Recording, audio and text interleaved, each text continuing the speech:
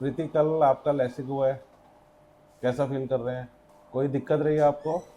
नहीं सर, कोई दिक्कत नहीं थी। लैसिक से पहले आपके मन में क्या सवाल चल रहे थे? वो मैं इसलिए पूछना चाह रहा हूँ कि जो सवाल आपके मन में चल रहे थे वही जनरली दूसरे पेशेंट्स के मन में भी चलते हैं।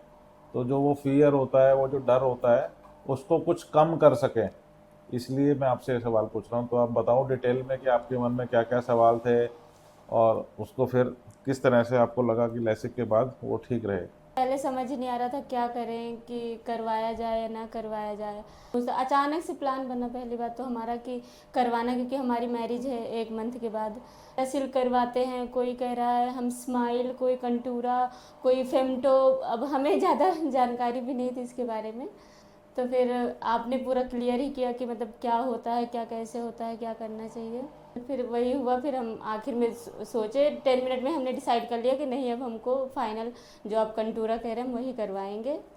तो आपका फाइनली सारी डिस्कशंस के बाद कंटूरा ब्लेडलेस सर्जरी यस हुई। Sir, yes sir.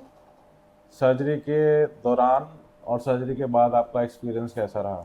नहीं नहीं है। सर, आज तो कोई प्रॉब्लम नहीं। कल ही से हमको मतलब वही जब दवा खाए एक पेन किलर, उसके बाद आधे घंटे के बाद से 1 घंटे के बाद से जब से रिलीफ हुआ, फिर हमें कोई समस्या नहीं हुई। पहले पानी भी बहुत आ रहा था, लेकिन पानी भी कुछ नहीं आया। मतलब एकदम सब नॉर्मल हुआ। बस हम दवा डाल रहे हैं यहाँ आके, तो मतलब बहुत अच्छा लग रहा है। हम वही पूछ रहे थे कि मैम गई हमको वही अंदर चेक कराने।